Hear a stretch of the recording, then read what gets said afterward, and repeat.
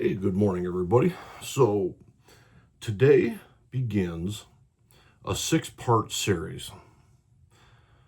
So, parts 1, 2, and 3 are going to be around the topic of the counter economy. Okay. So, and then parts 4, 5, and 6 are going to be about land and community. So, with that being said, part 1 is today, and part 1 is about income diversification. So I have a series of topics on here on my computer. I'm going to refer to them so I can tell them to you. So part 1 is today. This is Wednesday. Part 2 will be on Friday. Part 3 Monday, so on and so on until all 6 parts are complete. Okay, so part 1, income diversification. So, how many independent income streams do you have? So this includes income from a job, Social Security, retirement, any other sources. Maybe you have a side gig or a home-based business of some sort. So you count each source of income as one income stream. How many independent income streams do you have? So this is something to think about. And I highly encourage you to take notes. Write these down. How many independent income streams do you have? You need as many as you possibly can get, obviously. How secure would your financial situation be if your primary source of income were to stop suddenly? So, obviously, you know that many people are like, 1 or 2 paychecks away from living on the street. That's not a good situation to be in, clearly. So these are things to think about. Do you have a side business or freelance work outside of your primary job or in addition to your retirement income? If the answer to that is no, you should seriously consider changing that. How much of your income is passive, such as royalties, dividends, or rental income? I would like to think of passive as you did the work once, but you're continuing to get paid, rather than, say, having to do the work every time to get paid, which is more active income. Obviously, because we only have so much time on this planet, passive income is better than active income. How much of your income is independent of government programs such as Social Security, unemployment benefits, pensions?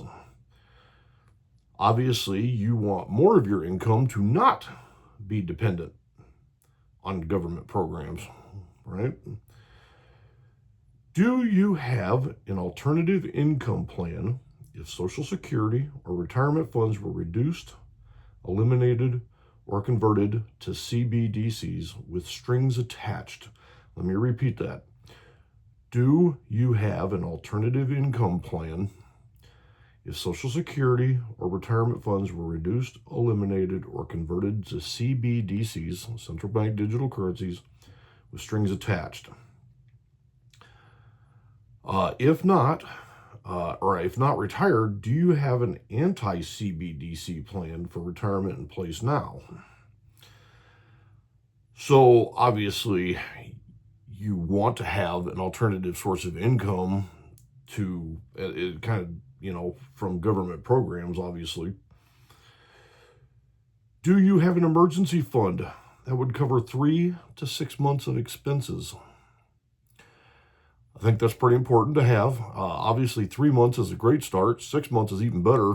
I would even go so far as to say 12 months is the best yet. How independent are you from traditional employment for your overall financial stability? Okay, let's read that again. How independent are you from traditional employment for your overall financial stability? So if you are dependent on that job and you don't have that job, you're not very independent. How much of your income is generated from alternative or outside the system sources, such as crypto or direct sales? The reason why you want it from outside the system is because you want it to be as free from taxes as possible. So that solves that problem. Do you have alternative plans and resources if your main income source disappears or is disrupted? This kind of ties back to the first question, how many independent income streams do you have? But do you have alternative plans and resources if your main income source disappears or is disrupted? What happens if you get laid off or fired next week, next month? Are you ready for that? So, today's topic, part one, was about income diversification, okay? Now, if you need to replay this video to jot those ideas down, please do so.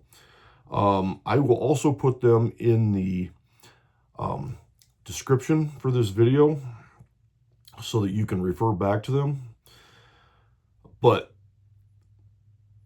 you can clearly see having income diversification is important for your security in an unsure world, right? I mean, stuff's pretty simple and common sense. So this is just part one. We've got 5 more parts coming, 1 part each day for about the next 2 weeks. So with that, I will bid you farewell until Friday, and I hope you all have an awesome rest of your week, and I will see you again very, very soon. Bye-bye.